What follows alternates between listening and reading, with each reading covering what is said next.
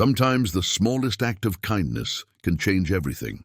When you've got nothing but a cold shed and some oats, saving a life seems foolish, but for Eli Boone, it was all that mattered. One frozen December morning in Montana, this widowed ranch hand found a half-dead donkey tangled in barbed wire. He could have walked away. He didn't. What Eli didn't know was that this stubborn creature would lead him straight to a fortune buried in the mountains, a lost silver claim worth millions. But when sudden wealth crashes into a simple life, the real question isn't how to spend it. It's whether money can replace what you've already lost. Before we jump back in, tell us where you're tuning in from. And if this story touches you, make sure you're subscribed, because tomorrow I've saved something extra special for you. The wind in Pine Ridge. Montana carried the kind of cold that worked its way through wool and bone alike. Eli Boone had learned to live with it over 61 winters, the same way he'd learned to live with silence, with solitude, and with the particular emptiness that comes from being a man whose best days live only in memory. Now, his cabin sat at the end of a rutted dirt road that disappeared under snow from November through March. It wasn't much. 2 rooms, a stone fireplace that ate wood faster than he could chop it, and windows that rattled when the north wind picked up. But it was paid for, which was more than most folks could say. The shed out back leaned slightly to the east, propped up with timber he'd salvaged from the old Jacobson place after it burned down 5 years ago. Nothing in Eli's life was new. Everything had history, had stories, had come from somewhere else first. He woke that December morning the way he woke every morning, in the grey light before dawn, his hand reaching automatically across the bed to the empty space where Sarah used to sleep. 3 years she'd been gone, and his hand still looked for her. Some habits ran deeper than reason. The cabin was cold enough to see his breath. He dressed without ceremony, long underwear, flannel shirt, denim work pants worn soft at the knees, wool socks with a hole in the left heel he kept meaning to darn. His boots sat by the door, stiff with cold. He pulled them on and laced them with the efficiency of a man who'd done this same task 10,000 times. The kitchen was just a corner of the main room, a propane stove, a sink with a pump handle, a table built from pine planks. He made coffee in the blue enamel pot, the one Sarah had used every morning of their marriage. The first cup was always the best, hot and strong and bitter. He drank it standing at the window, watching the sky lighten over the ridge. December in Montana meant the sun rose late and set early, as if it too found the cold unbearable, and wanted to spend as little time as possible above the horizon. The thermometer outside read 14 degrees. Not the worst he'd seen, but cold enough to be careful. Cold enough to kill if you weren't paying attention. Tom Henderson would be expecting him by 7. The Henderson Ranch sprawled across 500 acres of bottomland along Willow Creek, running cattle and horses and keeping Eli employed 4 days a week fixing fence, mucking stalls, and doing the 100 other jobs that ranches required. The work paid $200 a week in cash, enough for food, enough for propane, enough to keep the truck running. It wasn't prosperity, but it was survival. And Eli had made his peace with the difference. He finished his coffee, rinsed the pot, and pulled on his canvas coat, the one with Sarah's initials stitched inside the collar, in her careful hand. She'd done that the winter before she got sick, saying she wanted part of herself to keep him warm. It had seemed sentimental at the time, maybe even foolish. Now he understood it for what it was, her way of staying close after she was gone. The truck started on the 3rd try, coughing blue smoke into the frozen air. Eli let it idle while he scraped frost from the windshield. The radio played country music from a station in Kalispell, old songs, the kind that remembered when country music was about real life instead of trucks and parties. He recognized the voice of Merle Haggard and let the song play, remembering how Sarah used to hum along to this same music while she cooked dinner. The drive to Henderson's took 20 minutes along back roads where he never saw another vehicle. Pine Ridge wasn't the kind of place people passed through on their way to somewhere else. You came to Pine Ridge because you were born there, or because you were running from something, or because you wanted to disappear. Eli had been born in Billings, but he'd come here with Sarah 40 years ago because she'd grown up in these mountains and wanted to come home. After she died, he stayed because leaving would have meant abandoning the only place where he could still feel her presence. The town itself consisted of one paved street with a general store, a post office, a diner that opened at 6 and closed at 2, Doc Pritchard's veterinary clinic, and the Dusty Boot Saloon, where old men played cards and told the same stories they'd been telling for 30 years. Population, 412, according to the sign at the town limits, though Eli suspected it was fewer now. Young people left. That was the way of small towns in big, empty country. They left for colleges and cities, and lives that held more promise than fixing fence in sub-zero weather. Tom Henderson met him in the ranch yard, a tall man in his late 50s with a grey moustache and the permanent squint of someone who'd spent his entire life looking into bright sun and blowing snow. "Morning, Eli." "Tom, got a section of fence down along the north pasture." "Elk, probably. Need you to run up there and see what we're dealing with." Eli nodded. Fence work meant a full day in the cold, but that was fine. He preferred work that kept his hands busy and his mind occupied. The truck had fence supplies always loaded in the bed: wire, posts, stretchers, staples. He'd learned long ago to be prepared for anything. The north pasture bordered BLM land, open range, where elk migrated down from the high country when the snow got deep. They were magnificent animals, but they had no respect for barbed wire. Eli found the damage easily enough: 30 feet of fence down, posts snapped, wire tangled in the snow. It would take most of the day to fix properly. He worked steadily, methodically, the way he did everything. Dig out the old posts, set new ones, string the wire tight. His hands were calloused enough that he barely felt the cold anymore. This was honest work, the kind that left a man tired but satisfied. Sarah used to say that idle hands led to idle thoughts, and idle thoughts led to sorrow. She'd been right about that, like she'd been right about most things. It was nearly noon when he heard it, a sound that didn't belong to the winter quiet. Something between a bray and a groan, distant and desperate. Eli straightened, listening. There it was again, coming from farther north, deeper into the timber. He could have ignored it. Should have, probably. Whatever was making that sound wasn't his concern. But something in the tone, in the raw desperation of it, pulled at him. He recognized suffering when he heard it. Eli left his tools and walked toward the sound, breaking trail through snow that came up past his knees in places. The trees here were thick, lodgepole pine and Douglas fir, their branches heavy with snow. The sound came again, closer now, and he pushed toward it. That's when he found the donkey. It was tangled in a mess of barbed wire that must have been part of some ancient fence line, so old the posts had rotted away and fallen. The animal had struggled. That much was clear from the trampled snow and the way the wire had wrapped tighter around its legs and neck. Blood marked the snow in dark spots. The donkey's eyes rolled white with fear and exhaustion. "Easy now," Eli said quietly, approaching slowly with his hands visible. "Easy." The donkey tried to thrash away from him, but it had no strength left. It was a small animal, maybe 4 feet at the shoulder, with a rough grey coat matted with ice and blood. How long it had been trapped out here, Eli couldn't say. Hours, certainly. Maybe since last night.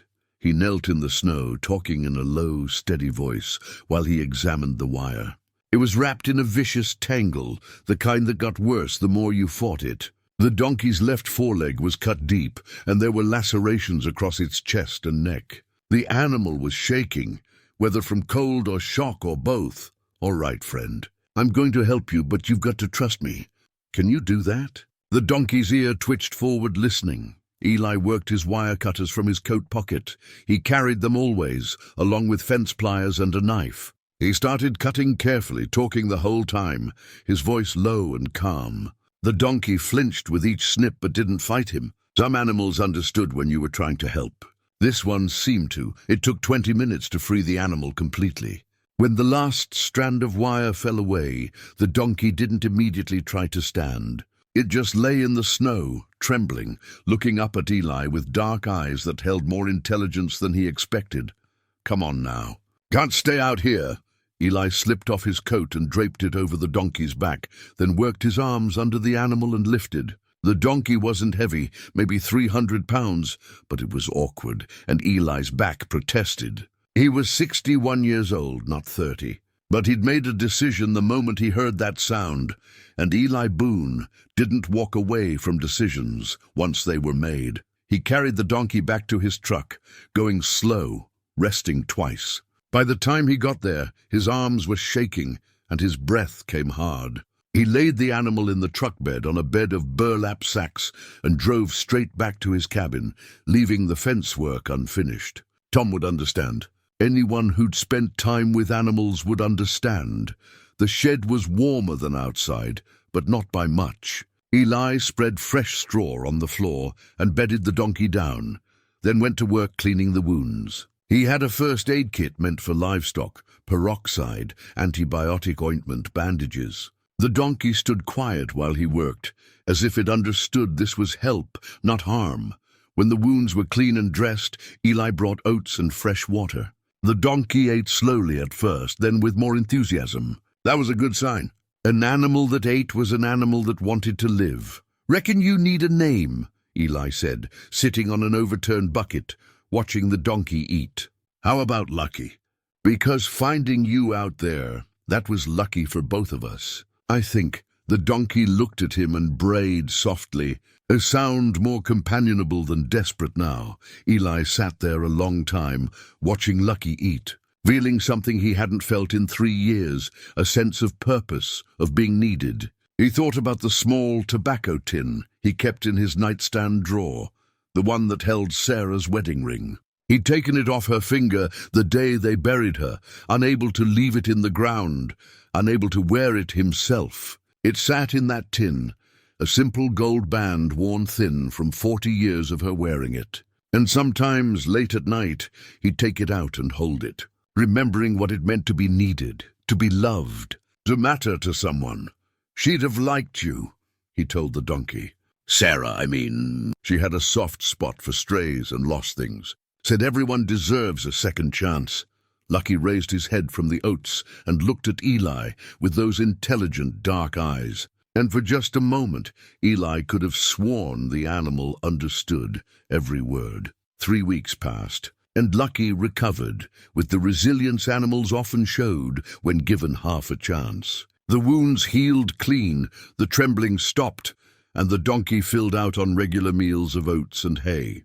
Eli found himself looking forward to the twice-daily routine of feeding and checking on his unexpected guest. The shed that had been just a storage space became something else, a place where living things mattered, where care was given and received.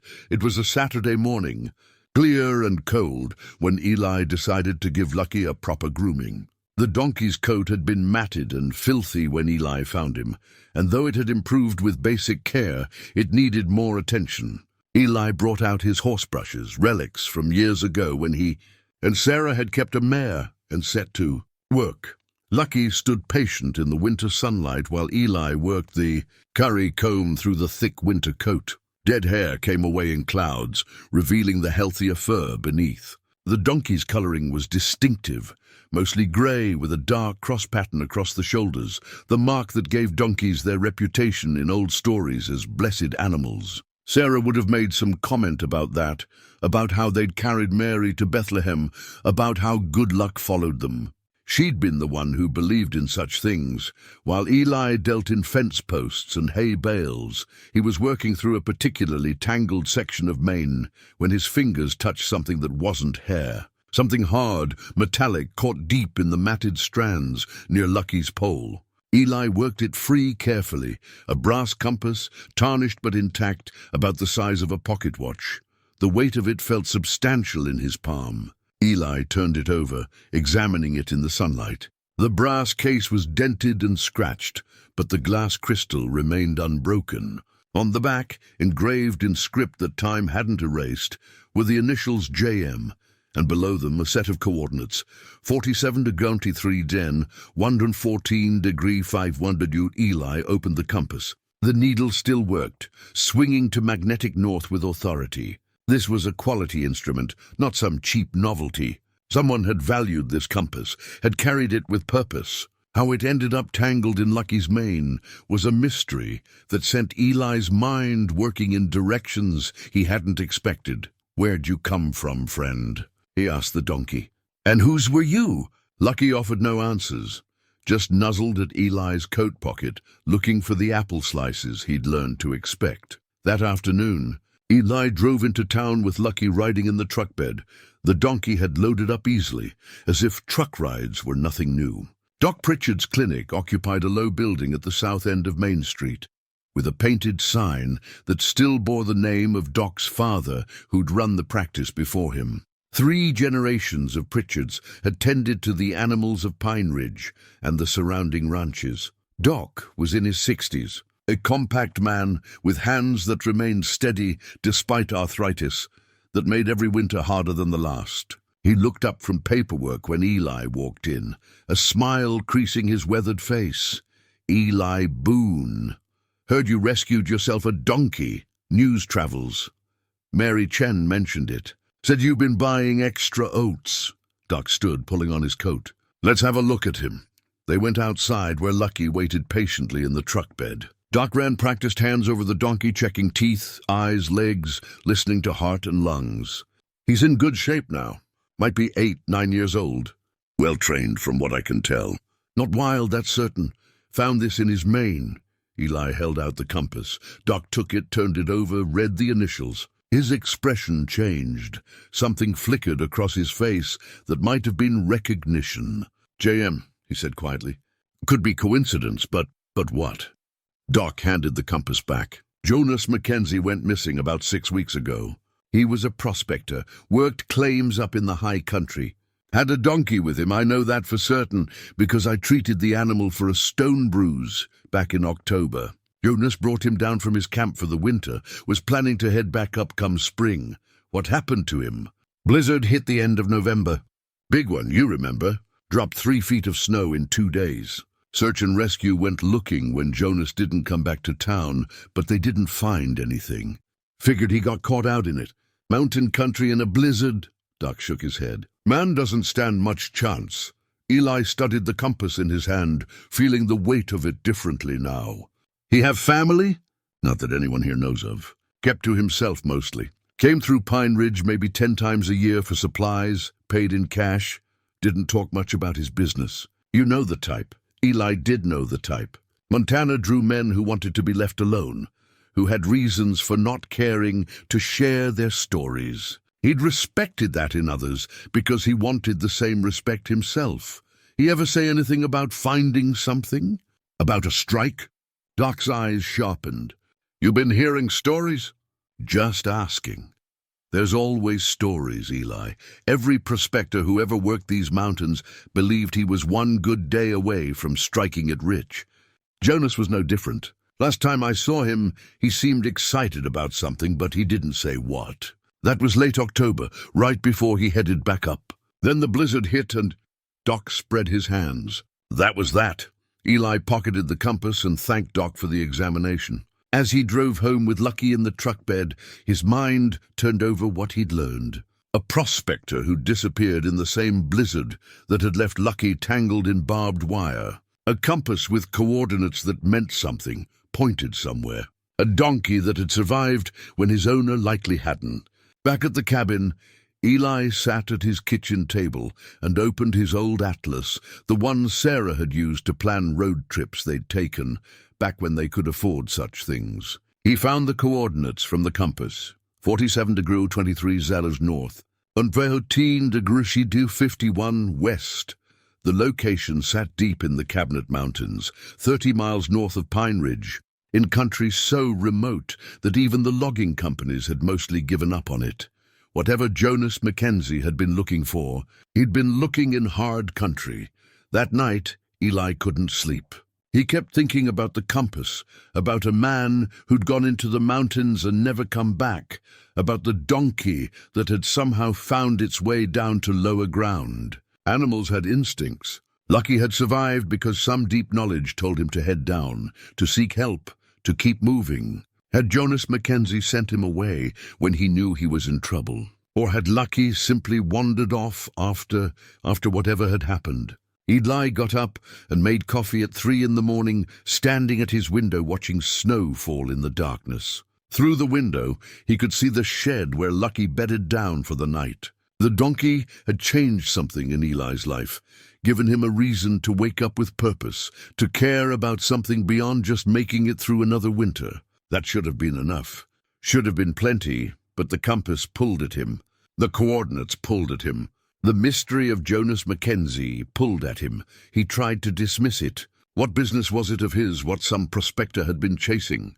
The man was gone, likely dead in the mountains somewhere. The compassionate thing would be to notify, search and rescue. Tell them about the compass, about Lucky, about the connection between them. Let them handle it. But Eli kept thinking about those coordinates, about what they might mark, about why a prospector would have them engraved on his compass. You didn't engrave coordinates on a brass compass unless they meant something important, unless they marked something worth finding. In the morning, after his coffee, after he'd fed Lucky and checked the donkey's water, Eli made a decision. He would follow Lucky. The donkey kept trying to head north whenever Eli turned him out to exercise, kept looking toward the mountains, kept acting like he wanted to return to something. Or somewhere, maybe Lucky knew something Eli didn't. Maybe the donkey could lead him to answers about Jonas Mackenzie, about what the man had been seeking, about what those coordinates marked. Or maybe Eli just needed something to chase, something to care about beyond the slow routine of surviving winter in Montana. Maybe he needed a reason to feel like his life still held purpose, still held the possibility of meaning. Either way, come the weekend, he would pack supplies and follow the donkey north. He would see where Lucky wanted to go. He would see what secrets the mountains held. It was foolish, probably. Sarah would have called it dangerous. But Sarah wasn't here to stop him, and the compass in his pocket felt like an invitation he couldn't ignore. Eli spent the week preparing for the journey with the methodical care of a man who understood that mountains didn't forgive carelessness. He packed his old canvas rucksack with supplies, dried food, matches in a waterproof container, a first aid kit, extra wool socks, rope, his hunting knife. He checked his compass against the one from Lucky's mane and found them both pointing true north. In his truck, he loaded emergency gear, a sleeping bag rated for 0 degrees, a small tent, a hatchet, water purification tablets. Tom Henderson noticed the preparations when Eli came to work. "You planning something? Taking a few days?" "Personal business."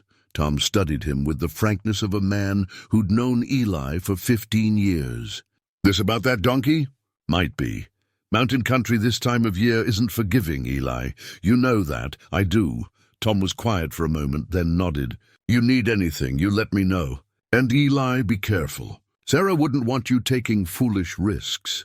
Eli didn't answer that, but he thought about it as he drove home. Sarah wouldn't have wanted him taking risks, but she also wouldn't have wanted him to stop living. There was a difference between caution and surrender, and Eli had been surrendering to grief for 3 years. Maybe it was time to take a risk again.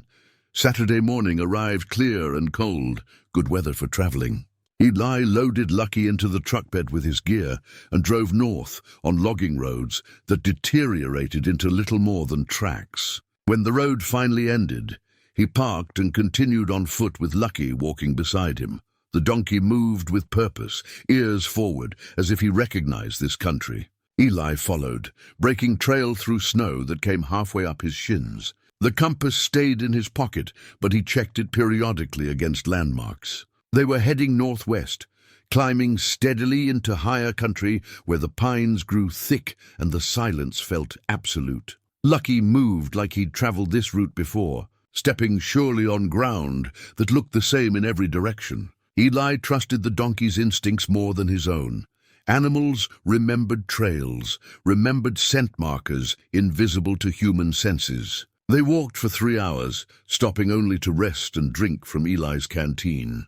The donkey accepted water from Eli's cupped hands, patient and trusting. Around noon, Lucky's behavior changed. His ears pricked forward, and he brayed, once, twice, the sound echoing through the forest. Then he quickened his pace, pulling ahead of Eli, following something only he could sense. Eli followed, his breath coming harder in the thin air and exertion. They crested a ridge and descended into a narrow valley where a frozen creek wound between snow-covered rocks. Lucky moved along the creek bed until he stopped at a small clearing beneath an old-growth Douglas fir. The donkey pawed at the snow, braying again, more insistent now. Eli came up beside him and saw what Lucky had found, the remains of a campsite. Most of it was buried under snow, but Eli could make out the stone ring of a fire pit, the flattened area where a tent had stood, the scattered remnants of rope and canvas half buried in drifts. This had been someone's base camp, abandoned or forgotten. This Jonas's place. Eli asked the donkey. Lucky pawed at the snow again, near the base of the Douglas fir. Eli knelt and began digging with his gloved hands. Under 6 inches of snow, he found the hollow at the tree's base, a natural cavity where the trunk had rotted and split. Inside, protected from the weather, was a leather satchel. Eli pulled it out carefully. The leather was water-stained but intact, closed with a brass buckle that still worked. Inside, wrapped in a piece of oilcloth, was a notebook, a prospector's journal, bound in weather-beaten leather with pages filled with neat handwriting. Eli sat back against the tree and opened the journal to the first page. The writing was clear, the hand of someone who valued keeping records. Jonas Mackenzie. Field Journal. Cabinet Mountains Survey. April 1964. The journal was old. 60 years of recorded observations about the mountains, about promising sites, about test holes and assays. Eli flipped through pages of technical notes, sketches of rock formations, coordinates and measurements that meant little to him. But as he reached the more recent entries, the tone changed.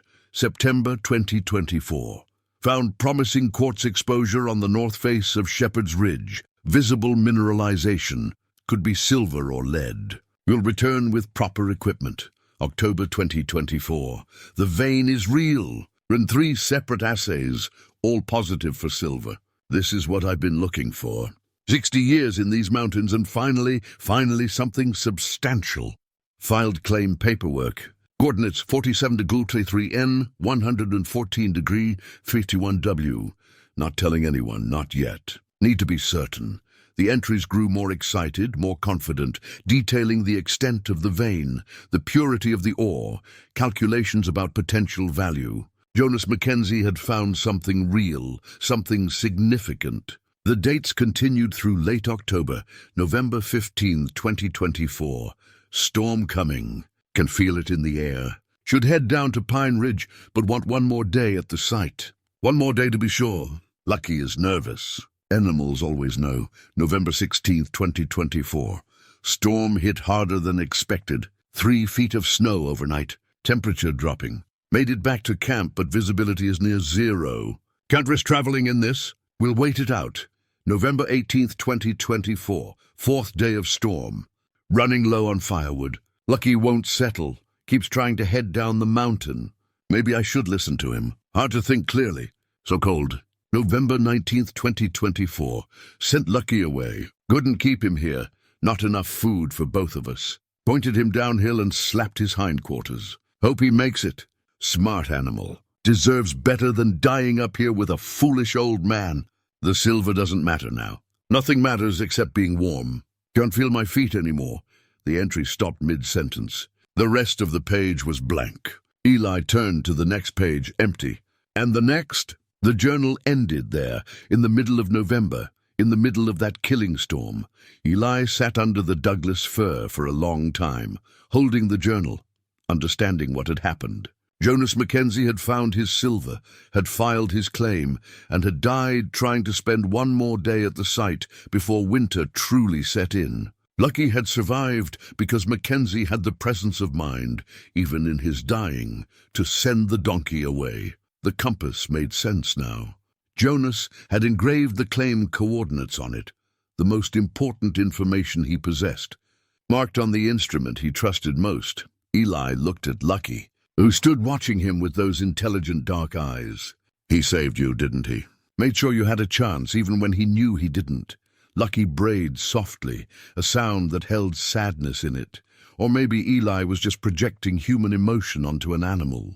But he didn't think so. Lucky had come back here to this campsite like he was looking for someone, waiting for someone. Animals understood loss, understood absence. They grieved in their own ways. "All right, friend," Eli said, standing and packing the journal carefully in his rucksack. "Let's head back. We've got what we came for." As they started the return journey, Eli's mind worked through what he'd learned. There was a silver claim out here somewhere, marked by coordinates that might make someone wealthy. Jonas Mackenzie had died for it, or rather had died trying to verify it one more time. The claim was presumably still active, still legally filed. But to whom did it belong now? Jonas had no family that Doc Pritchard knew of. The claim might be abandoned, might be available for refiling. Eli turned that thought over in his mind during the long walk back to the truck. A fortune in silver, sitting unclaimed in the mountains. The kind of money that could change a life, that could solve problems, that could make old age comfortable instead of precarious. But beneath those thoughts ran something else, the image of Jonas Mackenzie's final journal entry, the man's last coherent act being to save his donkey. That spoke to something Eli understood, something about what mattered when you were facing the end. It wasn't the silver that mattered to Jonas in those final moments. It was making sure Lucky had a chance to survive. Eli thought about the tobacco tin in his nightstand, about Sarah's ring waiting there. What would she say about all this? What would she want him to do? He already knew the answer. Sarah had always said that doing right mattered more than doing well. She'd lived her whole life by that principle, sometimes to their financial disadvantage. But she'd slept sound at night, and so had he. The question was, what was the right thing now? Monday morning found Eli at the county land office in Kalispell, a 40-minute drive from Pine Ridge. The building was old brick, built during the Roosevelt administration, with high ceilings and the particular smell of old paper and bureaucracy. Mary Chen had offered to come with him. She had experience navigating county records from her years running the general store and dealing with business permits, but Eli had declined. This felt like something he needed to do alone. The clerk was a woman in her 50s named Judith, who looked like she'd been working in this building since those Roosevelt days. She listened to Eli's inquiry without expression, then pulled out a thick ledger book and began flipping pages. Mackenzie Jonas. Yes, we have a claim filed under that name. Cabinet Mountains, Section 14, Township 28 North, Range 29 West. Filed October 2024. Status shows as active. He's dead, Eli said. Died in the November blizzard. Judith looked up at him over her reading glasses. You have documentation of that? No official death certificate, if that's what you mean. But I found his campsite, his journal. Last entry was November 19th, and it wasn't hopeful. Without a death certificate or a body, the claim remains active, meaning claims stay registered to the filer until formally abandoned or transferred. If Mr. Mackenzie is deceased, as you say, then the claim would pass to his heirs, if any. He didn't have heirs. Not that anyone knows of. Then it becomes more complicated. The claim would remain in his name until someone petitions for it to be declared abandoned, which requires evidence of continuous absence and intent to abandon. Given that he just filed it 2 months ago, she shook her head. You'd be looking at a year minimum before you could make a case for abandonment. Eli nodded slowly. And if he does have heirs somewhere, family that didn't know about this, then it belongs to them, legally and morally. Mining claims are property. They transfer according to standard inheritance law.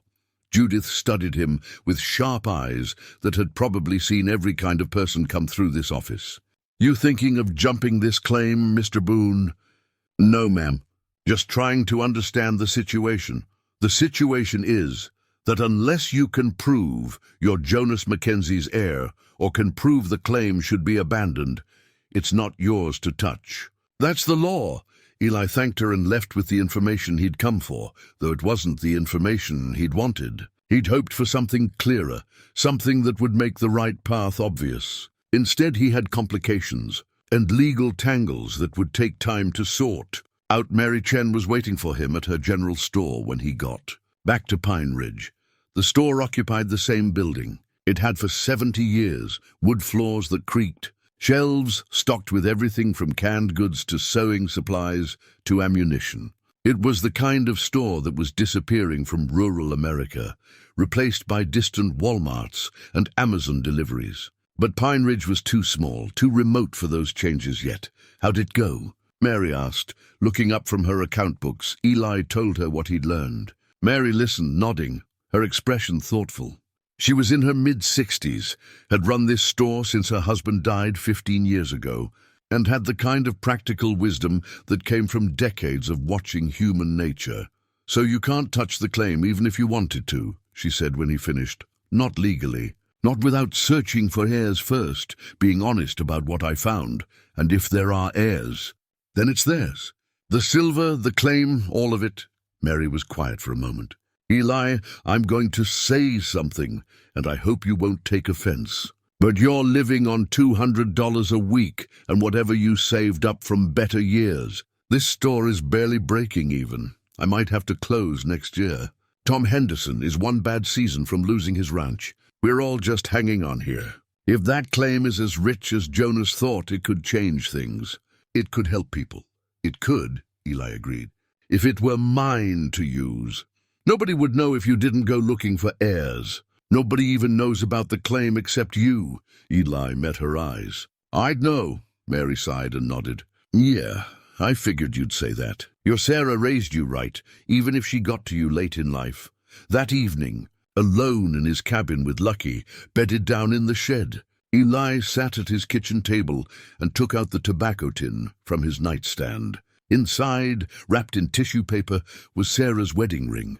But beneath it, folded small, was something else, a letter she'd written to him during her final weeks in the hospital. Eli had read this letter maybe a dozen times in 3 years. Each time it hurt like new, and each time it helped him remember what mattered. He unfolded it now, careful with paper that had grown soft from handling. The handwriting was shaky. Sarah's hands had trembled near the end from the medication, but the words were clear. "My dearest Eli, if you're reading this, then I'm gone, and you're still there. And I hope you're not sitting around feeling sorry for yourself. I know you, love. I know how you'll want to pull into your shell and just survive. But surviving isn't living, and I want you to live. Do you hear me? Live. Find something to care about. Find someone to help. Find a reason to get up that isn't just habit.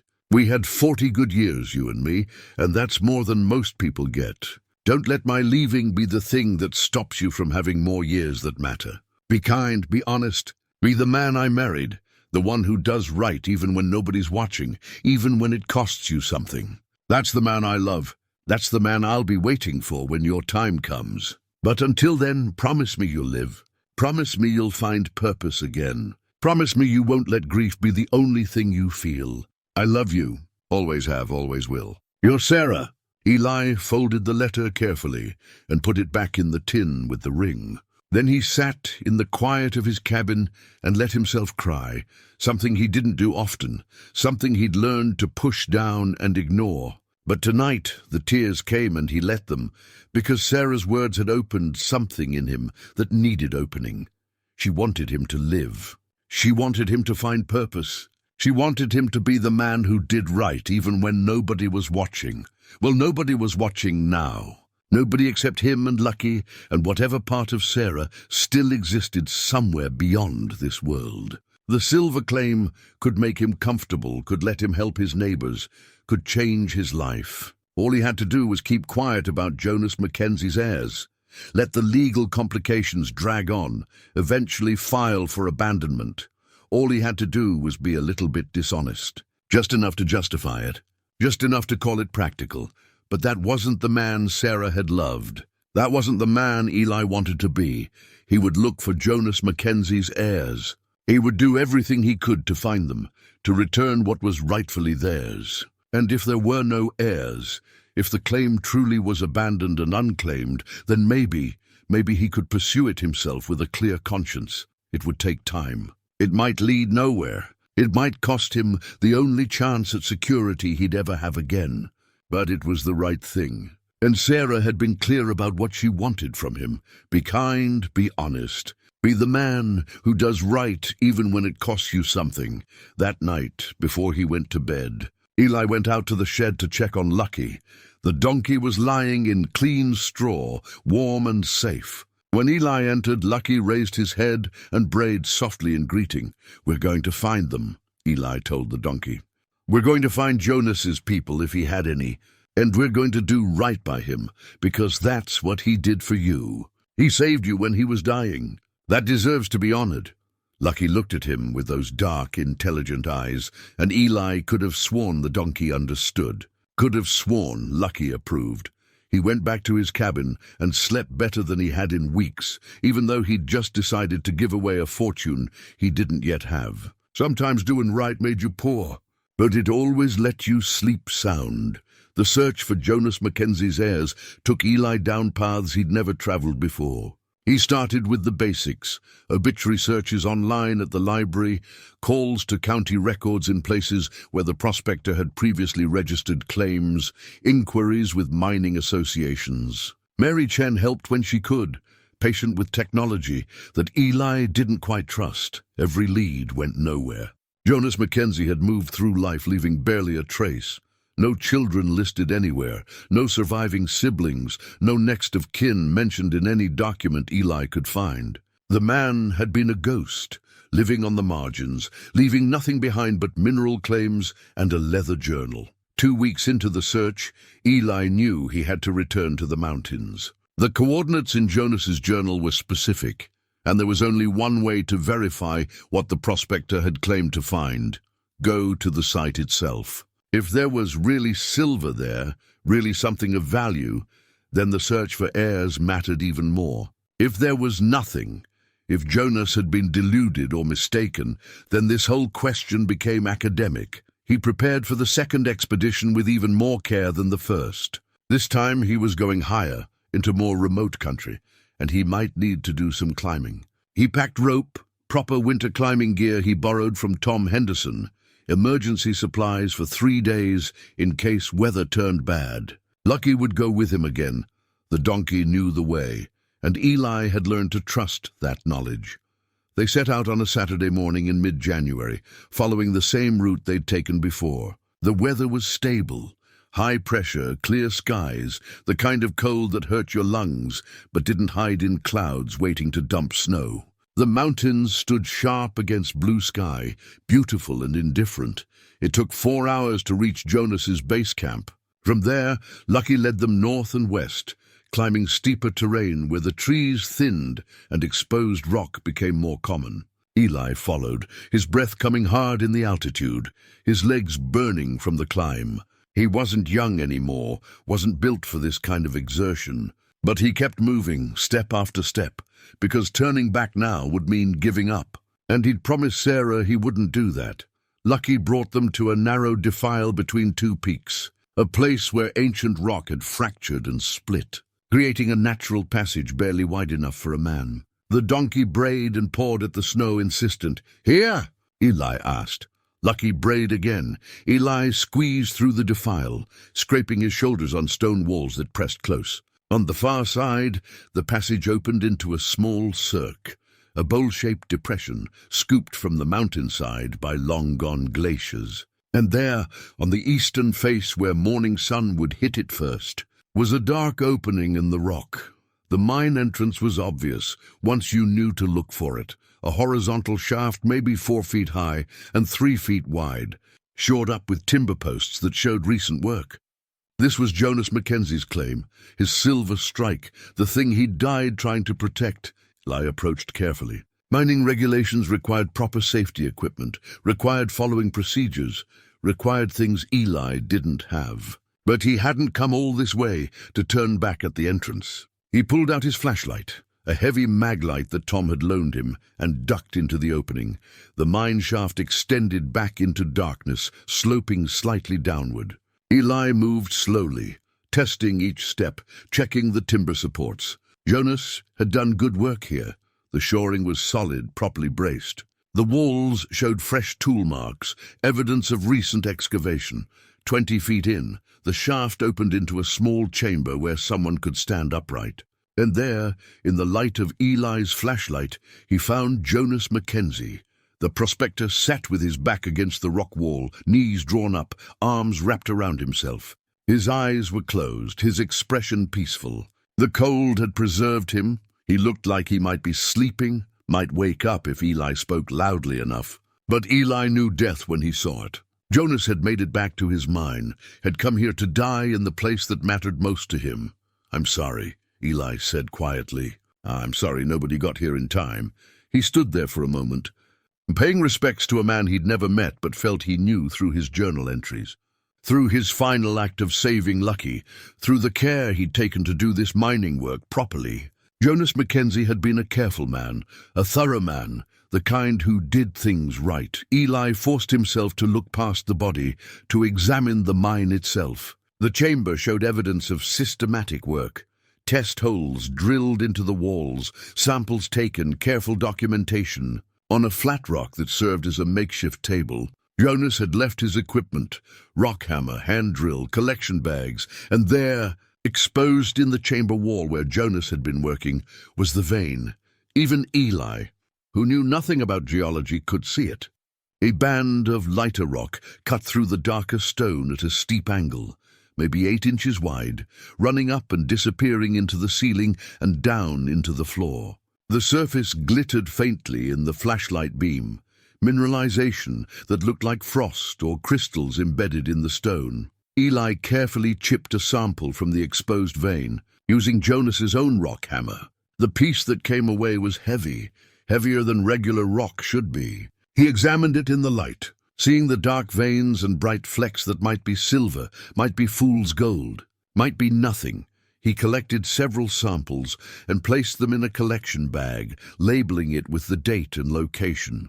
Then he turned his attention to the harder task, what to do about Jonas Mackenzie's body. It would be wrong to leave him here, wrong to let him remain in this cold darkness forever. But moving a body from this location, through that narrow defile, down the mountain, that was beyond Eli's capability alone. He would need help, would need to notify the sheriff, would need to bring in search and rescue to recover Jonas properly. Eli took out a tarp from his pack and covered Jonas respectfully, weighing down the corners with rocks. "I'll come back," he promised. "With help. We'll get you down, give you a proper burial. You deserve that much." Outside, Lucky waited in the cirque. The donkey brayed when Eli emerged, a sound that held questioning in it, as if asking about his former owner. "He's in there," Eli said. "He died as close to his find as he could get." I think that would have mattered to him. The return journey down the mountain took less time than the climb up, but it felt heavier somehow. Eli carried Jonas's samples in his pack, along with the weight of what he'd seen, what he'd found. A dead man in a mine, a silver vein that might be worth a fortune, and a moral question that had somehow gotten more complicated instead of simpler. Because now Eli knew the claim was real. Knew there was silver there, enough to be worth something, maybe worth a great deal. And he still had no heirs to give it to, no way to resolve the question of ownership that Sarah's letter demanded he handle honestly. That night, back in his cabin, Eli laid out the rock samples on his table and studied them under lamplight. They looked promising, looked real, but he needed expert verification before he could know for certain what Jonas had found.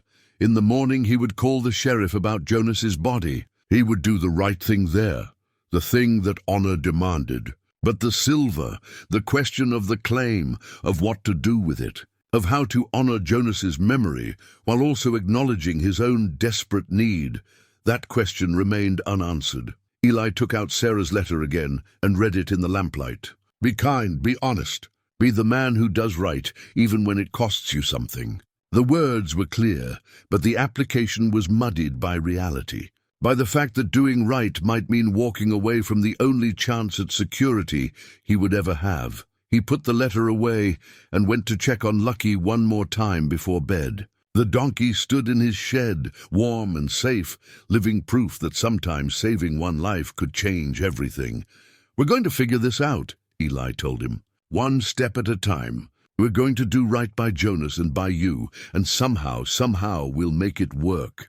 Lucky nuzzled his hand, patient and trusting. And Eli headed back to his cabin, carrying samples that might be worthless or might be worth millions, knowing that either way, the right path forward demanded more courage than he sometimes felt he had. The sheriff's department sent a recovery team 2 days later, and they brought Jonas Mackenzie down from the mountain on a basket litter. Eli met them at the trailhead, guiding them to the cirque and the mine entrance, standing witness as they treated Jonas with the respect the dead deserved. The coroner ruled it death by exposure, hypothermia in the November blizzard. Just as the journal had suggested, word spread through Pine Ridge, the way news always did in small towns, quietly at first, then gaining momentum. Eli Boone had found the lost prospector, had followed a donkey into the mountains, had discovered a mine that Jonas claimed was worth something. The details grew in the telling, as details always did, until you couldn't quite separate fact from speculation. Eli brought his rock samples to a geologist in Missoula, a woman named Dr. Patricia Reeves, who specialized in precious metals. She examined the samples under magnification, ran tests, checked them against known silver ore characteristics. When she gave him her report, her expression was serious. "This is high-grade silver ore, Mr. Boone, very high-grade.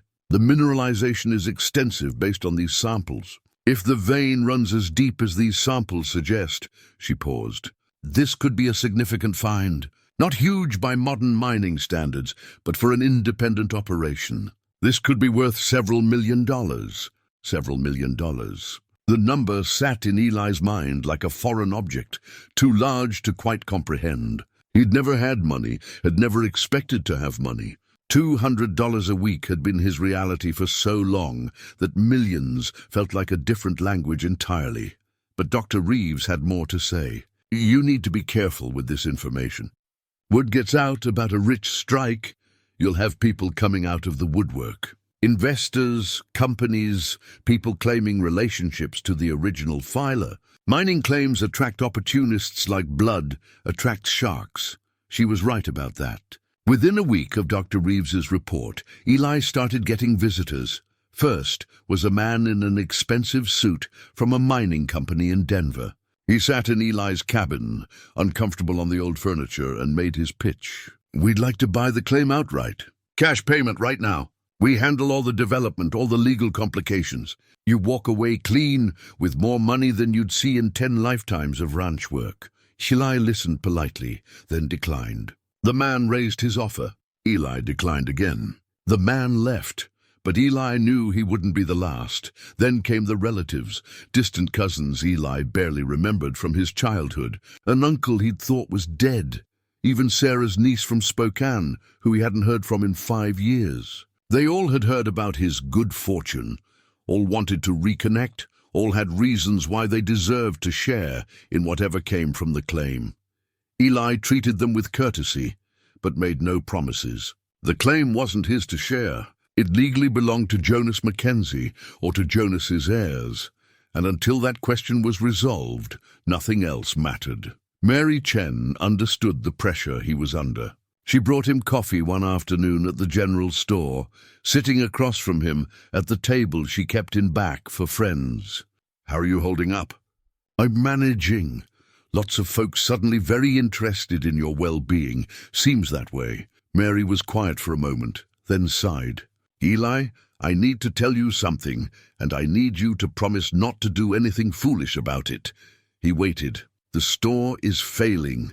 The building lease comes up for renewal in 6 months, and the landlord wants to triple the rent. Some developer from California bought up half the properties on Main Street. They want to turn Pine Ridge into a tourist destination, boutique shops, wine bars, vacation rentals. Places like my store don't fit that vision." She met his eyes. "I can't afford triple rent. I'll have to close." Eli felt that news settle heavy in his chest. The general store had been part of Pine Ridge for 70 years. It was where people bought supplies, got their mail, caught up on news. It was the heart of the community in ways that went beyond simple commerce. What about buying the building? "The developer won't sell. He wants the whole block." Mary smiled sadly. I've had a good run. Longer than most. But sometimes things just end. That evening, Tom Henderson stopped by Eli's cabin. The rancher looked tired, worn down in a way that had nothing to do with physical labor. He accepted the coffee Eli offered and sat at the kitchen table, turning the cup in his hands. "Need to talk to you about something," Tom said. "And I'm only doing it because we've known each other 15 years, and you've always been straight with me. Go ahead." "The ranch is in trouble. Bad year last year.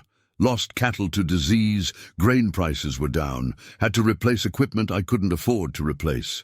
Bank is calling the note. I've got 30 days to come up with $80,000, or they foreclose. $80,000. Less than 3% of what Dr. Reeves thought the silver claim might be worth. But to Tom Henderson it was everything. His livelihood, his legacy, his entire life's work. I've tried everything," Tom continued. "Refinancing, loans from other banks, selling off pieces of equipment. Nothing works. The bank wants its money." He looked at Eli. "I'm not here to ask for charity, but if there's any way you could use some help at that mine, if you need hauling, equipment work, anything, I'd work for whatever you could pay. Just enough to hold on until spring, until prices come back." Eli saw the pride it took for Tom to ask, the humiliation of having to admit failure. "Tom, the claim isn't mine yet. Legally it belongs to Jonas Mackenzie or his heirs. I'm still trying to sort that out, but if it does become yours, if it does, you'll be the first person I hire. You have my word on that." Tom nodded, set down his coffee cup and stood. "Fair enough. And Eli, I appreciate you being honest about the situation. Most folks would have made promises they couldn't keep." After Tom left, Eli sat alone in his cabin and thought about what he'd learned. Mary's store closing. Tom's ranch facing foreclosure. These were good people, people who'd been part of this community for decades, facing ruin, while Eli sat on knowledge of a fortune he couldn't yet touch. He opened the account book Tom had accidentally left on the table, a leather-bound ledger showing the ranch's finances. Eli flipped through pages of careful record-keeping, seeing the story of Tom's struggle laid out in numbers. Income down, expenses up, the gap growing wider with each passing month. On the last page, circled in red ink, was the foreclosure date. February 15th, 3 weeks away. Eli closed the ledger and added it to his growing collection of evidence that the world needed the silver claim resolved. Needed him to figure out what to do, needed him to act. But how could he act when the fundamental question remained unanswered? That night Doc Pritchard called. "Eli, got a minute?" "Sure, Doc. Wanted to let you know I'm probably closing the clinic. Equipment is wearing out, can't afford repairs, and insurance premiums keep going up. I can't make the numbers work anymore." The vet's voice carried resignation. "Thought you should know, since Lucky might need care eventually. You'll have to take him to Kalispell. Hour drive, but they've got a good facility there. Another piece of Pine Ridge crumbling away. Another person Eli cared about forced to give up something important. After the call, Eli went out to the shed to check on Lucky. The donkey greeted him with a soft bray, nuzzling at his pocket for treats. Eli had brought an apple cut into slices. He fed them to Lucky one at a time while he talked. "Everyone's depending on something I don't have yet, something I might never have. And even if I do get it, I can't help them all, not without giving up the security I'd need for myself." He paused. "Sarah would know what to do. She always knew. But she's not here, and I'm just a 61-year-old man who's in over his head." Lucky munched his apple slices, patient and calm. Animals didn't worry about money or moral dilemmas. They lived in the moment, trusted that food would come, trusted that care would follow. Sometimes Eli envied that simplicity. He returned to his cabin and took out Sarah's letter one more time, reading it by lamplight for perhaps the 20th time since finding it. "Be kind, be honest. Be the man who does right, even when it costs you something." The words were clear. The application remained murky, because doing right might mean searching indefinitely for heirs that didn't exist, letting good people lose everything while he held to legal principles that might not matter. But doing wrong, claiming the fortune without a proper search, using it to help others, but built on a foundation of dishonesty that would violate everything Sarah had asked of him. Eli folded the letter and put it away. Tomorrow he would renew his search for Jonas Mackenzie's heirs. He would make more calls, send more inquiries, exhaust every possible avenue. And if he found nothing, if Jonas truly had died alone with no one to claim what was his, then Eli would have to decide what doing right actually meant in a world where the right answer wasn't clear. But tonight he was just tired. Tired of questions without answers, tired of pressure, tired of being the man everyone looked to for solutions he didn't have. He climbed into bed and tried to sleep, thinking about silver mines and general stores and ranch foreclosures, about donkeys and dead prospectors, and all the ways that life got complicated when you tried to do the right thing. The certified letter arrived on a Tuesday morning, delivered by the postal carrier with the kind of formality that suggested its importance. Eli signed for it at his door. Seeing the return address, Brennan and Associates, Attorneys at Law, Denver, Colorado, he sat at his kitchen table and opened it carefully, pulling out several pages of official letterhead and legal documents. The first page began formally, with the kind of language lawyers used when they wanted to sound important. Dear Mr. Boone, we represent Rebecca Mackenzie in matters regarding the estate of Jonas Mackenzie, deceased. It has come to our attention through county records that you have been inquiring about Mr. Mackenzie's mining claim in Cabinet Mountains. We write to inform you that Ms. Mackenzie is the sole legal heir to Jonas Mackenzie's estate, including all mining claims, properties, and assets. Please find enclosed documentation establishing Ms. Mackenzie's claim. She will be traveling to Pine Ridge within the week to view the property and assess next steps. We request that you refrain from taking any action regarding the claim until this matter is resolved. Sincerely, James Brennan. Iskemdas. Attached were copies of legal documents, a birth certificate showing Rebecca Ann Mackenzie, born 1990, daughter of Robert Mackenzie and Claire Sullivan. An obituary for Robert Mackenzie, died 1995, survived by his daughter Rebecca and his father Jonas. Social Security records. Her family tree documented and notarized. Eli sat back in his chair, the papers spread before him. Jonas Mackenzie had a granddaughter, a living heir who had every legal right to the claim, to the silver, to everything Eli had been struggling with for weeks. His first emotion wasn't disappointment. It was relief, pure, overwhelming relief. The decision was out of his hands now. He wouldn't have to choose between honesty and helping his friends. He wouldn't have to navigate the moral complexity of claiming something that might not be his. Rebecca Mackenzie would inherit her grandfather's find, and Eli could return to his simple life of fence work and survival, except that simple life now included watching Tom lose his ranch, watching Mary close her store, watching Doc Pritchard shut down his clinic, watching the community he'd lived in for 40 years slowly disintegrate. He told no one about the letter. Not yet. He wanted time to think, to adjust to this new reality before other people complicated it with their opinions and needs. Rebecca Mackenzie arrived in Pine Ridge 4 days later, driving a 10-year-old Honda with Colorado plates. She pulled up to Eli's cabin on a Saturday afternoon, and he watched her from the window as she got out of the car, a woman in her mid-30s, dressed in jeans and a practical winter coat with dark hair pulled back in a ponytail. She looked tired, looked like someone who'd been carrying weight for a long time. Eli opened the door before she could knock. Miss Mackenzie, Mr. Boone.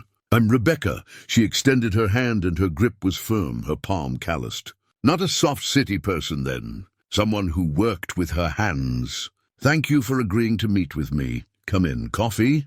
Please. They sat at Eli's kitchen table, the same place where he'd read Jonas's journal, where he'd studied the rock samples, where he'd agonized over decisions.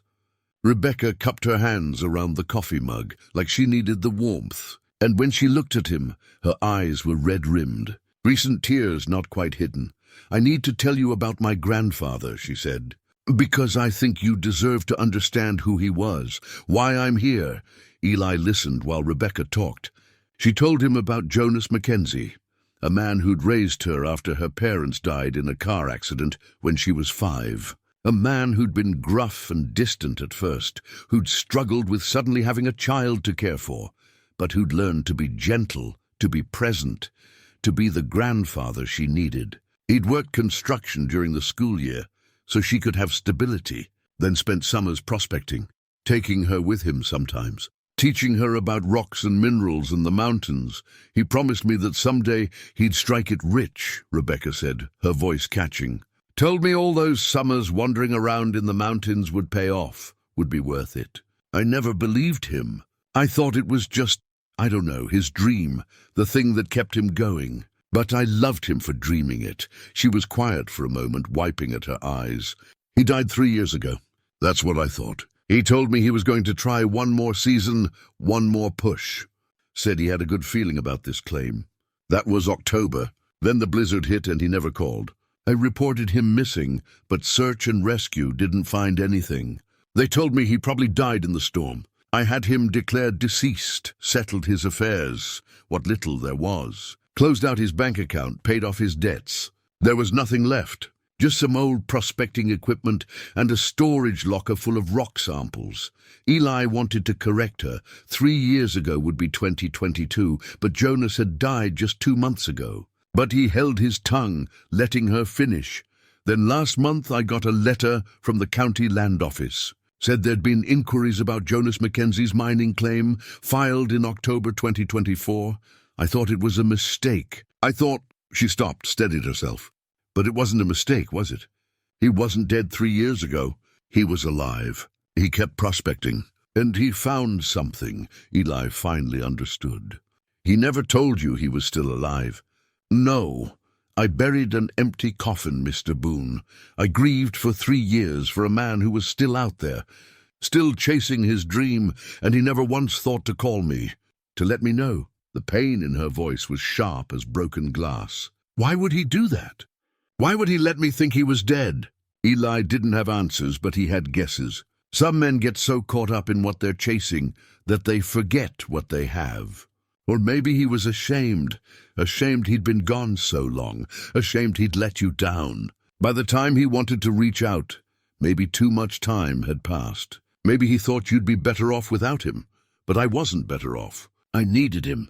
Rebecca wiped her eyes roughly. And now he's really gone, and I never got to tell him. She broke down then, and Eli sat quiet, letting her cry, understanding that grief wasn't something you fixed with words. After a while, she composed herself, straightened in her chair. I'm sorry. This isn't your burden. You loved him. That's not a burden. Rebecca nodded, took a shaky breath. The lawyer said you found his body. Found the mine. Can you tell me what happened? Eli told her everything. Finding Lucky in the barbed wire, following the donkey into the mountains, discovering Jonas's campsite and journal, the second expedition to the mine itself. He described finding Jonas there, peaceful, as if he'd simply fallen asleep. He told her about the silver vein, about Dr. Reeves's assessment, about everything Jonas had been trying to achieve. When he finished, Rebecca sat silent for a long moment. So it was real. He really found it, he did. And right before he died, he sent Lucky away, saved the donkey's life when he knew his own was ending. Your grandfather was a good man, Miss Mackenzie. That much I can tell you for certain. I want to see it. The mine, where he died, it's a hard trip, I don't care. I need to see it. Eli understood that too. He nodded. We'll go tomorrow, weather permitting. I'll show you everything. After Rebecca left to find lodging in town, Mary Chen would put her up in the apartment above the store. Eli sat alone with his thoughts. The appearance of Jonas's heir should have been simple. Hand over the claim, step away, return to normal life. But nothing about this situation was simple, because he'd seen the car Rebecca drove, old, running rough, probably on its last legs. He'd seen her clothes, clean but worn, mended in places. He'd noticed her hands, calloused, cracked from work. This wasn't a wealthy woman coming to claim a fortune. This was someone struggling, Someone who needed the silver claim as much as Tom Henderson needed to save his ranch, as much as Mary needed to keep her store. That night, alone in his cabin, Eli faced the hardest temptation he'd ever known. He could say he'd found nothing at the mine. Could say Jonas's journal was wrong, the claim worthless. Rebecca would never know the difference. She'd never been to the site, had no way to verify. She'd leave disappointed but no worse off than she was now. And Eli could pursue the claim himself, use the fortune to help his community, to honor Sarah's memory by building something good. It would be so easy.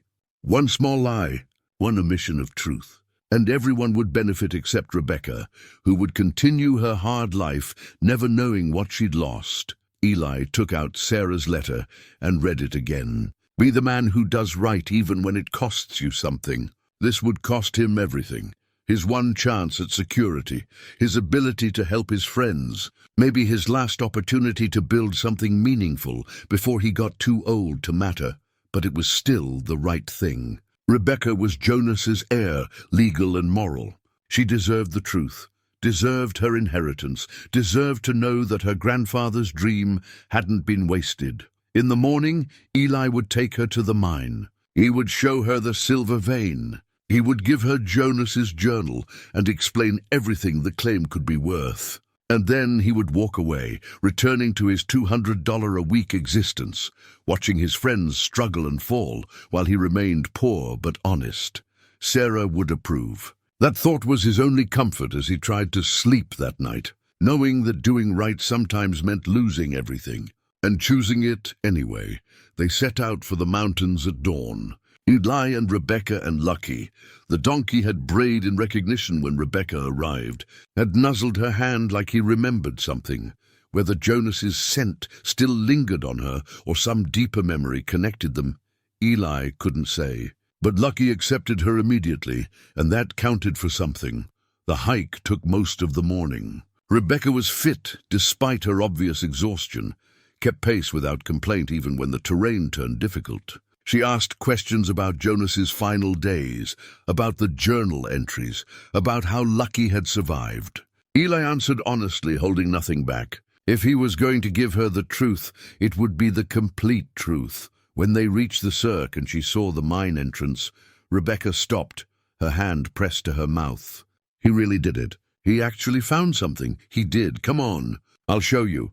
Inside the mine, Eli had brought a better lantern this time, a battery-powered LED that filled the space with steady light. Jonas's body was gone, recovered by the county and awaiting burial arrangements. But his equipment remained, and the silver vein gleamed in the rock wall exactly as Eli remembered. Rebecca moved forward slowly, reverently, her fingers tracing the exposed mineral. Is this really silver? According to the geologist I consulted, high-grade ore, potentially worth several $1 million if the vein runs deep enough. Rebecca was quiet for a long time, just standing there with her hand on the rock where her grandfather had worked. When she finally spoke, her voice was thick with emotion. He was right. All those years, all those summers, all that hope, he was right all along. He was. And he died knowing it. That's something. They sat outside the mine in the weak winter sunlight, sharing the lunch Eli had packed, sandwiches and coffee from a thermos. Lucky grazed on sparse vegetation poking through the snow, content in this place that had once been his home. What will you do with it? Eli asked. The claim? Rebecca looked out across the mountains, her expression thoughtful. I'm a teacher, Mr. Boone, 5th grade in Aurora. I make $42,000 a year. I have a daughter, Emma, she's 8. We live in a 1-bedroom apartment because that's all I can afford. Last year when Emma got sick, I had to choose between taking her to the doctor or paying the electricity bill. She turned to face him. Do you know what several $1 million would mean to someone like me? I can imagine.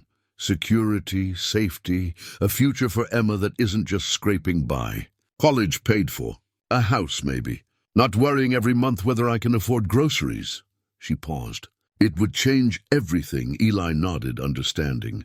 This was what he'd been preparing himself for, watching someone else get the security he'd briefly dreamed of having. knowing it was right but feeling the loss anyway. But here's what I keep thinking about, Rebecca continued. My grandfather spent 60 years in these mountains. He died doing what he loved, but he died alone. He sacrificed relationships, sacrificed family, sacrificed me for this dream. And now I have it, and it feels—" She struggled for words. "It feels like blood money somehow. Like I'm profiting from his death, from his isolation. He'd want you to have it. Want you to be secure." "Maybe, but I keep thinking, what would make this mean something? What would honor him properly?" She looked at Eli directly. "You saved Lucky. You could have left him in that barbed wire, but you didn't. You found my grandfather when no one else was looking. You tracked down his claim, verified it was real. You searched for his heirs when you could have just claimed it yourself. My lawyer told me that you had every legal justification to file for the claim by abandonment. But you didn't." Eli shifted uncomfortably. "I did what was right." "Exactly. And that matters." Rebecca took a breath. "I want to propose something. A partnership. 60% mine, 40% yours. We develop the claim together ethically, properly. We both get security, and we both get to honor my grandfather's legacy by doing this the right way." The offer hit Eli like a physical blow. 40% of several $1 million, more money than he'd see in 10 lifetimes of ranch work. Security for his old age. The ability to help Tom, to help Mary, to help everyone who was counting on him. Everything he'd given up by doing right suddenly offered back to him. "I can't accept that," he said automatically. "Why not?" "Because the claim is yours, your inheritance. I have no right to it. You have every right. You found it. You verified it. You protected it when you could have stolen it." Rebecca's voice was firm. "Mr. Boone, I've been poor my whole life. I know what desperation feels like. I know what it means to need something so badly that you'd compromise your principles to get it. But you didn't compromise. That kind of integrity deserves to be rewarded. Your grandfather died for this claim, and you honored him by doing right by it. That matters to me. It should matter to you, too." She pulled out a piece of paper, general store stationery, probably given to her by Mary. "I wrote this up last night. A partnership agreement. Simple, straightforward. We split costs and profits 60-40. We develop the mine together, make decisions together. We do this right." Eli read the handwritten document, seeing the careful terms Rebecca had laid out. It was fair, maybe more than fair. It would give him security, give him resources to help others, give him the ability to build something meaningful in the years he had left. "I need to think about it," he said finally. "Of course. Take your time." But as they hiked back down the mountain that afternoon, Eli's mind was already working through the implications. With 40%, he could save Tom's ranch, could help Mary keep her store, could fund Doc Pritchard's clinic repairs, could do all the things Sarah would have wanted him to do. And he could do it honestly, through legitimate partnership with Jonas's heir, built on a foundation of integrity rather than compromise. That night, back in town, he met with Tom Henderson and Mary Chen, told them about Rebecca, about the partnership offer, about what it could mean. Their reactions were immediate relief mixed with disbelief. "You could save the ranch?" Tom asked. "I could. If we develop the mine right, if the vein is as rich as it appears. Yes, I could." Mary was quiet for a moment. "And you almost walked away from all of this, almost gave it up entirely because Jonas had an heir." "I did. She shook her head. "That's the kind of man Sarah loved. The kind who'd choose right over easy every single time." Eli worked with Rebecca over the next week to establish the partnership officially. They hired a mining consultant, an ethical operator named Frank Sullivan, who specialized in small-scale, sustainable operations. Frank examined the site, ran tests, verified Dr. Reeves's assessment. The vein was real, was substantial, was worth developing properly.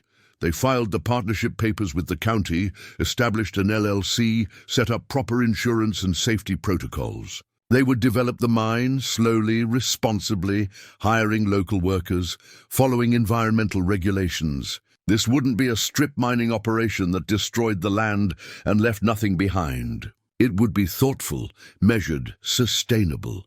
Rebecca moved to Pine Ridge temporarily, staying in Mary's apartment, making arrangements to have Emma join her once school let out for summer. The girl had never met her great-grandfather, but she would inherit his legacy, would know his story, would understand what he'd worked for. Tom Henderson got the first contract, hauling ore from the mine site to processing facilities. Eli paid off his ranch debt directly from the partnership's initial capital, structured as an advance against future work. Tom's relief was visible, physical. The weight of potential loss lifted from shoulders that had carried it too long. Mary's store got investment capital to buy her building outright from the developer, who was willing to sell one property to maintain access to the others. The store would remain, would continue serving Pine Ridge, would stay the community hub it had always been. Doc Pritchard's clinic received funding for equipment repairs and upgrades. The veterinary practice would survive, would expand, would serve the region better than before. Everything was coming together, was working out better than Eli had dared hope. The silver claim was being developed properly. Jonas's granddaughter had her inheritance. The community was being strengthened rather than destroyed. And Eli had his security while maintaining his integrity. Then the mining company made its move. It started small, a representative showing up at the mine site, asking questions, taking photos. Then formal communications from Frontier Extraction Corp, expressing strong interest in acquiring the claim. The offers started at twice what Dr. Reeves had estimated the mine was worth. When Eli and Rebecca declined, the offers increased, but along with the offers came pressure. Veiled warnings about the complexity of independent mining operations. Suggestions that accidents happened to small operators who didn't know what they were doing. Implications that permits might be difficult to obtain without proper corporate backing. Frank Sullivan recognized the tactics immediately. They do this all the time. Find small operators, pressure them to sell cheap or face manufactured obstacles. It's legal harassment barely. A town meeting was called at the Dusty Boot Saloon, the only space large enough to hold everyone. Frontier Extraction sent representatives, men in suits who spoke smoothly about community partnership and economic development, while making thinly veiled threats about what would happen. If Pine Ridge didn't cooperate, Eli stood up, his voice cutting through the corporate doublespeak. We're not selling. The mine will be operated independently, properly, for the benefit of this community, not for some corporation's quarterly profits. The representative's smile didn't waver. Mr. Boone, I don't think you understand the realities of modern mining. Independent operations face significant challenges, regulatory hurdles, safety inspections, environmental reviews. These things can take years to resolve, or they can be resolved quickly with the right partnerships. It was a threat disguised as advice. Everyone in the room heard it clearly. That night, there was a fire at the mine entrance. Quick response by Tom and several volunteers prevented major damage, but the message was clear. Frontier Extraction wasn't going to accept no for an answer. Rebecca was terrified, especially for Emma, who would arrive in 2 weeks. Maybe we should just sell. Take their money and walk away. This isn't worth someone getting hurt. Eli understood her fear. But he thought about Jonas, about a man who'd spent 60 years chasing something he believed in. Thought about Sarah, about doing right even when it cost you something. Thought about the community that was depending on them to stand firm. We don't surrender to bullies, he said quietly. We fight back. Legally, properly, but we fight. And the fight was about to begin. The sheriff's investigation into the fire confirmed arson, but found no direct evidence linking Frontier Extraction. Professional work, the fire marshal said. Someone who knew how to cover their tracks. But everyone in Pine Ridge knew who was responsible, even if they couldn't prove it in court. Eli called a meeting at his cabin with the people he trusted most. Tom Henderson, Mary Chen, Doc Pritchard, Frank Sullivan, and Rebecca. They sat around his kitchen table, the same table where this whole journey had begun, and planned their response. We need to document everything, Frank said. Every contact with Frontier, every threat, every suspicious incident. Build a case that shows a pattern of intimidation. And we need to go public, Mary added. Small town fighting corporate bullies. That's a story that gets attention. My nephew works for the Missoulian. I can reach out to him. Doc Pritchard leaned forward. I've got contacts at the EPA. If Frontier has a history of environmental violations at their other sites, that's ammunition we can use. Shows their real intentions. They divided the work. Mary would coordinate media outreach. Doc would research Frontier's history and regulatory record. Tom would organize community watch at the mine site. Volunteers to ensure no more fires, no more sabotage. Frank would document everything for potential legal action. Eli's role was simpler but harder. He would be the face of their resistance. The steady, honest voice that refused to be intimidated. That evening, alone in his cabin after everyone had left, Eli felt the weight of what they'd taken on. Frontier Extraction was a corporation worth hundreds of millions. They had lawyers, resources, connections. What did Eli have? A 61-year-old body, a 40% stake in an undeveloped mine, and a community of people who were counting on him not to fold. He went to his nightstand and opened the tobacco tin. Sarah's ring lay there, gleaming dully in the lamplight. He'd kept it locked away for 3 years, unable to wear it but unable to let it go. A symbol of everything he'd lost, everything that had mattered. But maybe it was time for it to mean something else. Time for it to represent not what was gone, but what he was fighting for. Sarah had believed in doing right. She'd lived it, breathed it, made it the foundation of their marriage. If he was going to stand up to Frontier, if he was going to risk everything to protect this community and honor Jonas's legacy, he needed her with him. Eli took the ring from the tin and threaded it onto a leather cord, then tied the cord around his neck. The ring settled against his chest, warm from his skin, a constant reminder of why he did what he did. He wasn't fighting for money. He was fighting for principle, for community, for the values Sarah had taught him. The next morning, Mary's nephew arrived from Missoula, a young journalist named David Chen, hungry for a story that mattered. Eli spent 2 hours being interviewed, telling the whole story, from finding Lucky in the barbed wire to Frontier's threats. David's eyes lit up as he took notes. This is good stuff. Small town, corporate intimidation, a donkey that leads to a fortune. Readers eat this up. And if I can verify the fire, tie it to Frontier even circumstantially, he grinned. This could run statewide, maybe even national. I'm not looking for fame, Eli said. I'm looking for justice. Sometimes they're the same thing. Doc Pritchard's research bore fruit quickly. Frontier Extraction had a history. 3 EPA violations at other sites. 2 ongoing lawsuits from communities claiming environmental damage, and a pattern of acquiring small operations through aggressive tactics that bordered on criminal. They're not just bullies, Doc reported. They're careless bullies. They've left contaminated sites, broken promises, destroyed watersheds. If Pine Ridge lets them in, we're looking at the same future. Armed with this information, Eli and Rebecca requested a formal meeting with Frontier's regional director, a man named Marcus Vaughn, who flew in from Denver to discuss terms. They met at the town hall, with half of Pine Ridge in attendance. Vaughn was smooth, practiced, radiating the confidence of someone who always won. I'm here to make you a final offer. $5 million cash for your claim. Full buyout.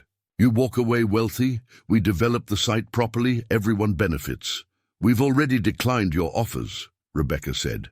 That was before the complications, before the regulatory challenges, before you understood how difficult independent mining could be. Vaughn's smile was cold. Things happen in remote sites. Equipment failures, permit delays, safety concerns. It would be unfortunate if your operation faced such obstacles. Eli felt the ring against his chest, felt Sarah's presence in it. He stood, drawing all eyes. Mr. Vaughn, let me be clear. We're not selling, not for $5 million, not for 10. This mine will be operated by this community, for this community. Your threats don't scare us. Your intimidation tactics don't work here. You're making a mistake. Maybe, but it's our mistake to make. And we'd rather make honest mistakes than dishonest profits. The room erupted in applause. Vaughn's expression hardened. You'll regret this decision. We'll take that chance. After Vaughn left, after the cheering died down, Eli felt both exhilarated and terrified. They'd drawn a line, made their stand. Now they had to hold it no matter what came next.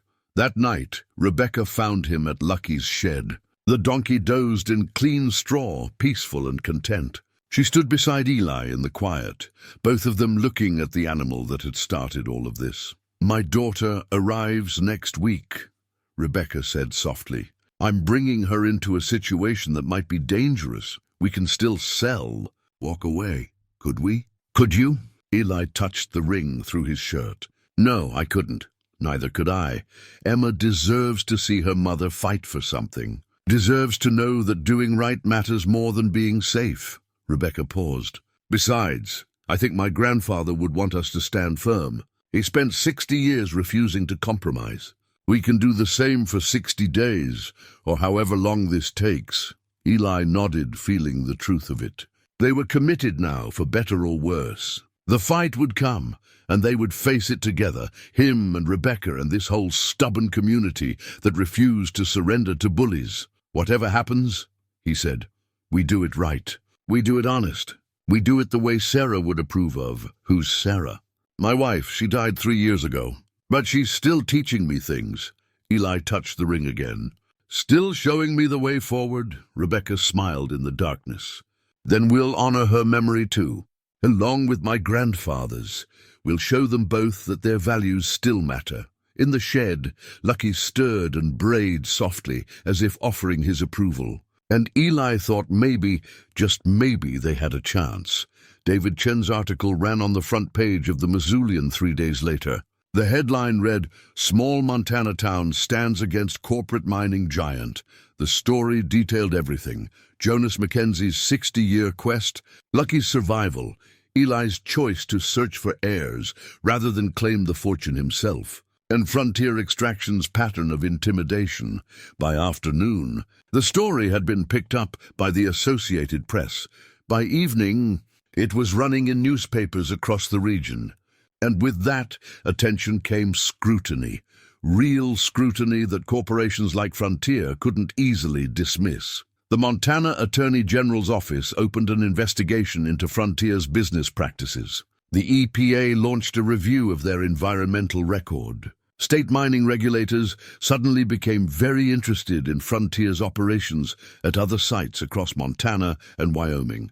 What emerged was damning. A paper trail of bribery attempts with local officials at other locations. Evidence of intimidation tactics identical to what they'd used in Pine Ridge. Documented environmental violations that had been swept under the rug through political connections. Frontier Extraction's carefully maintained corporate image crumbled under sustained investigation. The Sheriff's Department, emboldened by state support, reopened their investigation into the mine fire. A witness came forward, a worker Frontier had hired for security consultation, who'd been promised immunity if he cooperated. His testimony confirmed what everyone suspected. Frontier had ordered the arson as a warning, but Frontier wasn't finished. Cornered companies were dangerous companies. Emma arrived on a Saturday, a bright-eyed 8-year-old with her mother's dark hair and her great-grandfather's curiosity. She fell in love with Lucky immediately, spending hours in the shed talking to the donkey, feeding him apples, brushing his coat. Watching them together, Eli saw echoes of the relationship Jonas must have, had with the animal, that deep connection between human and beast that transcended words. It was Emma's. Second day in Pine Ridge when Frontier made their final move. They came to the mine site in force, 3 SUVs full of men in dark suits, accompanied by hired security who looked more like muscle than legitimate guards. Marcus Vaughn led them, his expression hard and determined. Tom Henderson was at the site with Frank Sullivan and a crew of local workers. He called Eli immediately. "They're here, trying to shut us down, claiming safety violations." Eli and Rebecca drove to the mine, bringing Emma because there was no time to find someone to watch her. When they arrived, they found Vaughn and his people blocking the mine entrance, physically preventing Tom's crew from working. "This operation is unsafe," Vaughn announced loudly. We're exercising our right as concerned citizens to prevent dangerous activities. You have no authority here, Frank said firmly. This is our legally filed claim, properly permitted, with all safety protocols in place. Then we'll wait for authorities to verify that. In the meantime, no one works. It was a standoff, Frontier's people on one side, the Pine Ridge crew on the other. Eli stepped forward, feeling the weight of Sarah's ring against his chest, feeling the eyes of his community on him. You need to leave. Now. Vaughn smiled coldly. Or what? You going to make us? An old man and a bunch of ranch hands? But Eli wasn't alone. While they'd been talking, more trucks had arrived. People from Pine Ridge, from surrounding ranches, from the wider community that had read David's story and understood what was at stake. Doc Pritchard, Mary Chen, dozens of others forming a wall of bodies between Frontier's people and the mine. They didn't shout, didn't threaten, just stood there, quiet and immovable. A living demonstration that some things mattered more than corporate profit. Lucky, grazing near the mine entrance, suddenly brayed loud and charged toward Vaughn's security people. The donkey positioned himself at the mine entrance, ears back, refusing to let strangers approach. It would have been comical if it wasn't so perfectly symbolic. Even the animal understood what they were protecting.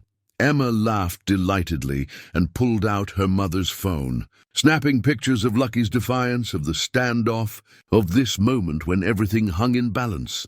The standoff might have turned ugly, might have escalated into violence, but then sheriff's vehicles arrived, 3 of them, lights flashing. And with them came state officials, investigators, people with real authority. The lead investigator approached Vaughn directly. Marcus Vaughn?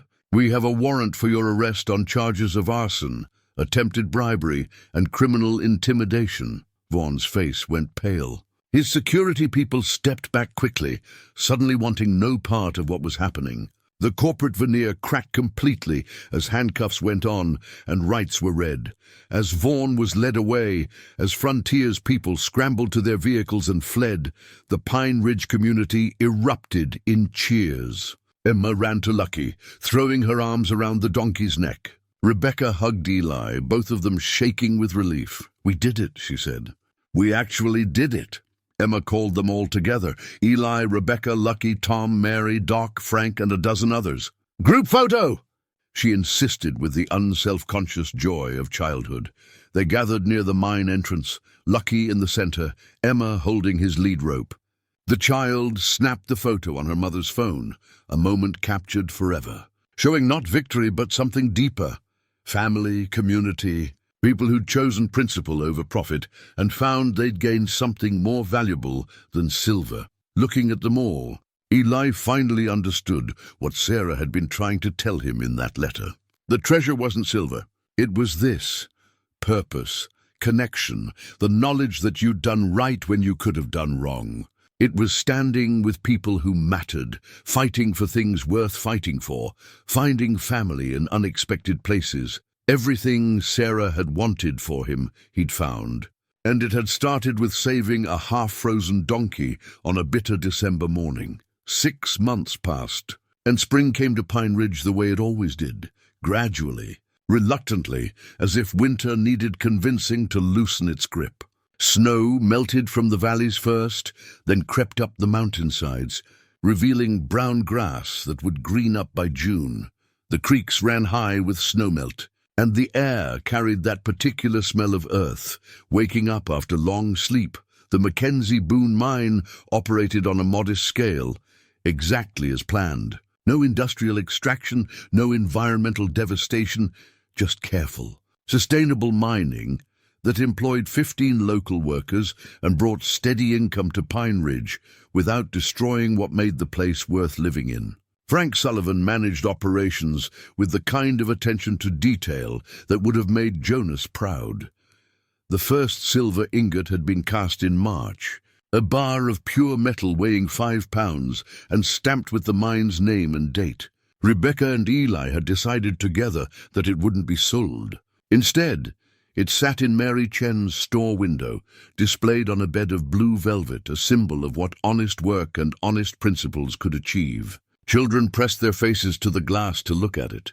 Tourists took pictures. It represented something more valuable than its metal content.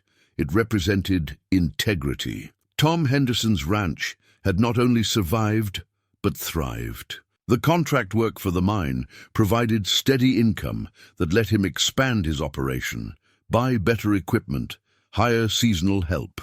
He'd paid back Eli's advance within 4 months, insisted on it despite Eli's protests. Pride mattered to Tom, and Eli understood that. The ranch would pass to Tom's sons now, a legacy secured. Mary Chen's general store had been renovated with mine profits invested as community development. New flooring, fresh paint, updated inventory systems. But it remained fundamentally itself, a place where people gathered, where news was exchanged, where Pine Ridge's heart continued beating. Mary had hired 2 part-time workers, taking some burden off herself while keeping the business family-run. Doc Pritchard's clinic now served 3 counties, with new equipment that let him handle procedures that previously required trips to Missoula. A younger veterinarian had joined the practice, ensuring continuity when Doc eventually retired. Animals across the region received better care because Eli had chosen to do right instead of easy. The Sarah Boone Community Center opened in May, built on land donated by Tom Henderson, funded by mine profits. It housed a library, meeting rooms, a commercial kitchen for community dinners, and a small gymnasium. Rebecca had suggested the name, and Eli had wept when he saw the dedication plaque. Sarah's legacy, built from silver but grounded in the values she'd lived by.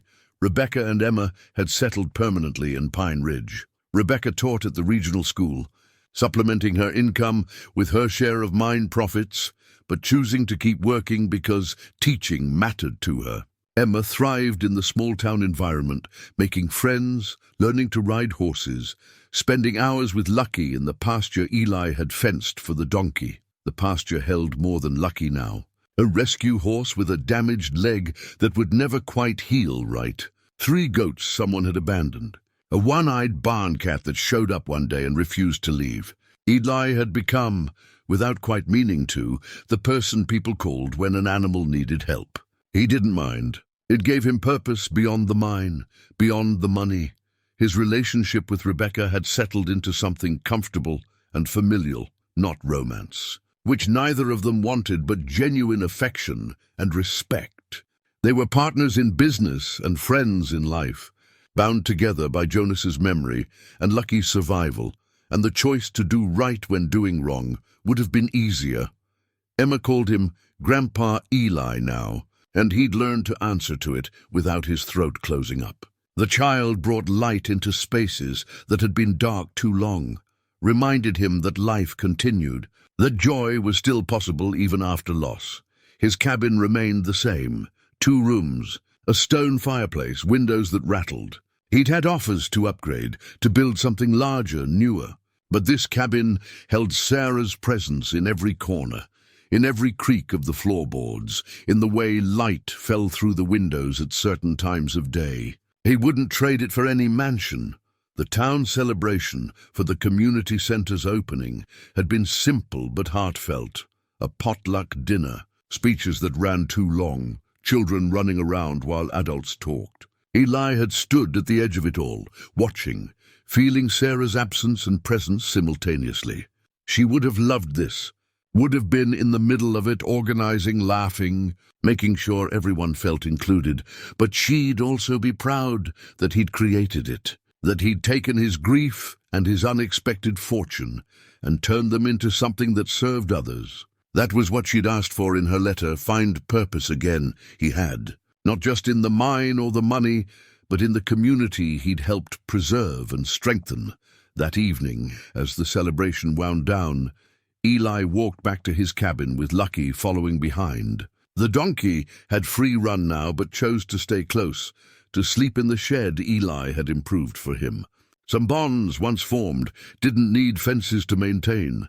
They stopped at the north pasture fence, the same fence where Eli had been working that December morning when he'd heard Lucky's desperate braying. The barbed wire had been replaced, properly tensioned. stapled tight to solid posts, mended, made whole again. Eli leaned against a post and watched the sun set over the Cabinet Mountains, painting the peaks orange and purple and gold. Lucky stood beside him, warm and solid and alive. The donkey brayed softly, not distress this time, but contentment. "We did all right, didn't we?" Eli said quietly.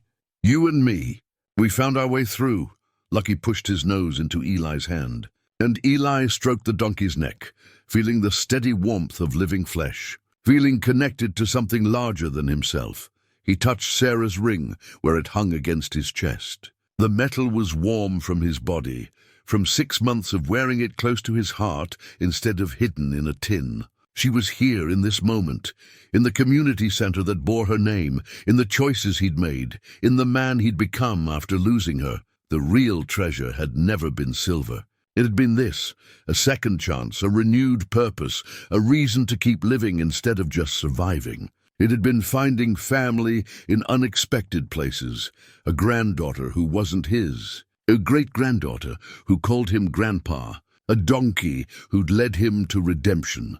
As darkness gathered and stars began appearing overhead, Eli turned toward home. Lucky walked beside him, patient companion, unlikely savior. Behind them, the mended fence stood straight and strong.